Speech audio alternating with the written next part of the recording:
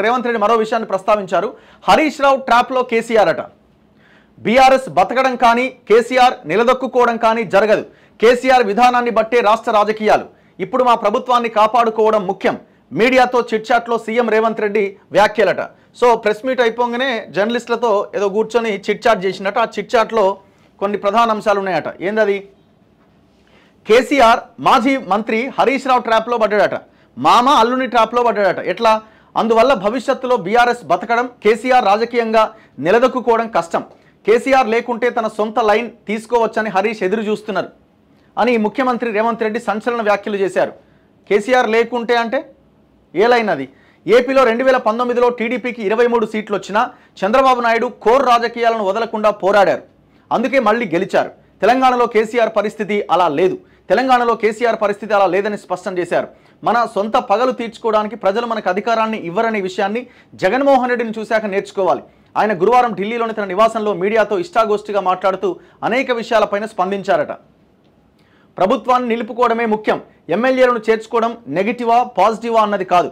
ఇప్పుడు ప్రభుత్వాన్ని కాపాడుకోవడం ముఖ్యం. ఈ ప్రభుత్వమే పోతే వాటిపై మాట్లాడుకోవడంలో అర్థం లేదు.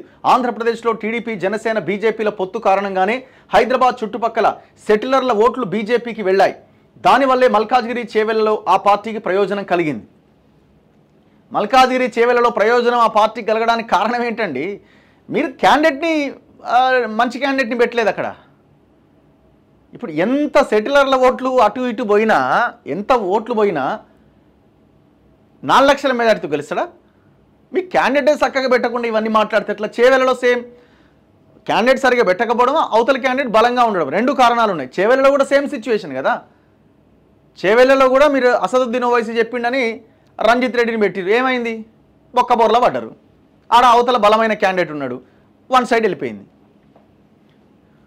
నా మార్కు పాలనే లక్ష్యం. శాసనసభ ఎన్నికలు కేసీఆర్ని దించాలా, నన్ను గెలిపించాలా అన్న అంశంపైనే జరిగాయి. 10 ఏళ్లు ఆయనకు వ్యతిరేకంగా కొట్లాడింది నేనే కావడంతో ప్రజలు ప్రత్యామ్నాయంగా నన్ను ఎంచుకున్నారు. బీజేపీ నుంచి బండి సంజయ్ ఉంటే నా తర్వాత అవకాశం వచ్చేదేమో. పాలనలో నా మార్కు ముద్ర వేయడమే లక్ష్యం. మేమేమంటున్నామంటే ఇది ఎవరో పోరాటం చేయడం వల్లనో ఏదో చేయడం వల్ల ఈ ప్రభుత్వం రాలే. కాంగ్రెస్ పోరాటం వల్ల అస్సలు రాలే. మీరు ఇది ఒప్పుకుంటారా ఒప్పుకోరా ఇది వేరే విషయం. ఇక తెలంగాణ ప్రజలు పోరాటం చేయడం వల్ల, కొంతమంది ఈ పోరాటంలో భాగస్వాములు కావడం వల్ల ప్రజల్లో కొంత అవగాహన, చైతన్యం నింపడం ద్వారా ఈ ప్రభుత్వం ఏర్పాటైంది. అది మీకు అడ్వాంటేజ్గా మారింది. సింపుల్.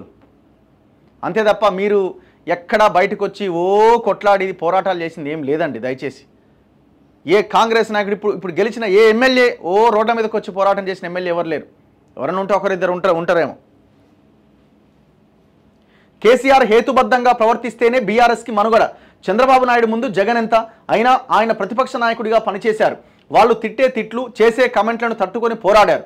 కోర్ ఏరియాను కూడా వదల్లే. ఇక్కడ కేసీఆర్ ఆ పని చేయడం లేదు. హరీష్ రావు ఆ పని చేయించడం లేదు. కేసీఆర్ పార్టీని నిలబెట్టుకునే మూడ్లో లేరు. ఆయన ఇప్పుడు హరీష్ రావు ట్రాప్లో ఉండడంతో బీఆర్ఎస్ బతకడం కానీ, కేసీఆర్ రాజకీయంగా నిలదొక్కుకోవడం కానీ జరగదు. ఈ రోజు భావోద్వేగాలు కేసీఆర్కు వ్యతిరేకంగా ఉన్నాయి. అందువల్ల ఆయన హేతుబద్ధంగా ప్రవర్తిస్తేనే బీఆర్ఎస్ బతుకుతుంది. పార్టీ బతికితే కేసీఆర్ తర్వాత కేటీఆర్, కవిత ఉంటారు. అందుకే బీఆర్ఎస్ ఫినిష్ కావాలని కోరుకుంటున్న వారిలో మొదటి చివరి వ్యక్తి హరీష్ రావే. ఈటల రాజేందర్, నరేంద్ర, విజయశాంతిలను బయటకు గెంటించింది కూడా హరీష్ రావే. ఎప్పుడూ ఏదో ఒక సంక్షోభాన్ని సృష్టించి దాన్ని తనకు అనుకూలంగా మలుచుకుంటూ ఉంటారు. అసెంబ్లీకి కేసీఆర్ రాకపోతే మాట్లాడేది హరీషే. అందుకే అతను వ్యూహాత్మకంగా ప్రవర్తిస్తున్నాడు. కేటీఆర్ ఎప్పుడైనా డమ్మీనే. సో ఈ పాయింట్ పర్ఫెక్ట్ అయి ఉండొచ్చు.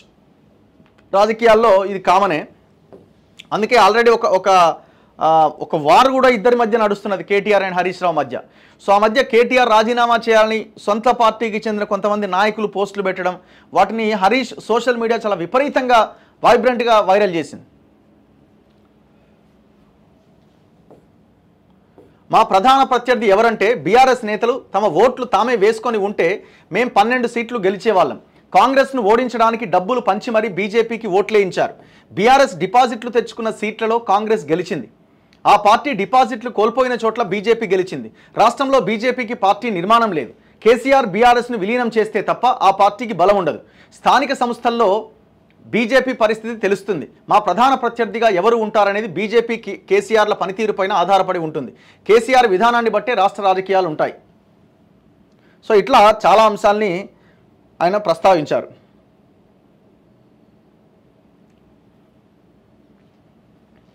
చంద్రబాబు నాయుడు మీద కూడా మాట్లాడినట్టున్నారు. ఆంధ్రప్రదేశ్ ముఖ్యమంత్రిగా చంద్రబాబు బాధ్యతలు చేపట్టినప్పటికీ మన రాష్ట్ర ప్రయోజనాల విషయంలో నేను రాజీ పడను. చంద్రబాబు ఆంధ్రప్రదేశ్పై ఎంత నిబద్ధతతో పనిచేస్తారో నేను నా రాష్ట్రంపై అంతే నిబద్ధతతో పనిచేస్తా. చంద్రబాబు చెప్పారని రాష్ట్ర ప్రయోజనాలను విస్మరిస్తే ప్రజలు నన్నెందుకు రాజకీయాల్లో ఉంచుతారు? నా ఉద్యోగం కోసమే ఆయన్ని వదిలి వచ్చా. ఇప్పుడు చంద్రబాబు కోసం ఆ ఉద్యోగం వదులుకుంటానా అని నిన్న చంద్రబాబు ఇంపాక్ట్ ఏమైనా ఉంటుందా మీ మీద, మీ మాజీ బాస్ కదా అని అడిగినట్టున్నారు. ఇదంతా చిట్ చాట్ అనమాట. ఓపెన్గా పబ్లిక్ ముందు మాట్లాడింది కాదు, జర్నలిస్టుల ముందు డిస్కస్ చేసిన అంశాలు.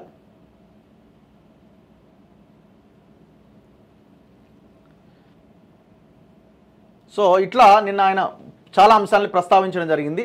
సో అల్టిమేట్గా ఇవన్నీ కూడా పొలిటికల్ స్పీచ్లే. కొంచెం వాస్తవంలోకి రండి అని మేము రిక్వెస్ట్ చేస్తున్న ముఖ్యమంత్రిని కూడా.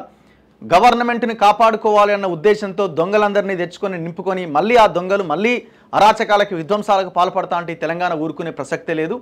కేసీఆర్ మీద ఎంత నెగిటివిటీ పెరిగి కేసీఆర్ ఓడిపోయిండో రేపు మీకు కూడా ఆ పరిస్థితి రావచ్చు.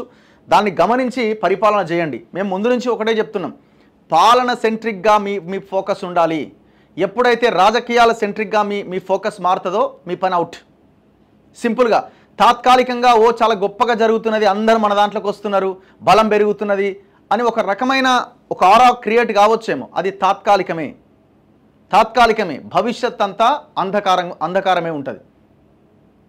మీరు ఇచ్చిన హామీల మీద ఫోకస్ చేయండి, సామాజిక న్యాయం మీద ఫోకస్ చేయండి, అన్ని వర్గాలను కలుపుకొని పోయే ప్రయత్నం చేయండి.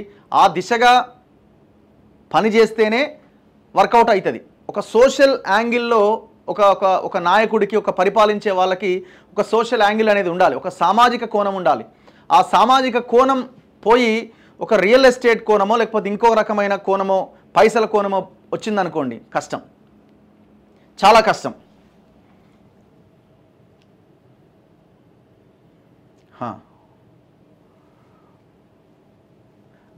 మనం ఇందులోంచి కూడా ఇంకొక పాయింట్ మనం వెతుక్కోవాల్సింది ఏంటంటే, ఇప్పుడున్న గవర్నమెంట్ మీద వ్యతిరేకత వస్తున్నదనో వ్యతిరేకత పెరుగుతున్నదనో వీళ్ళు తప్పులు చేస్తున్నారనో మళ్ళీ కేసీఆర్ని మాత్రం మన మీద ఎత్తుకోవద్దు. దయచేసి ఈ విషయాన్ని గుర్తుంచుకోవాలి.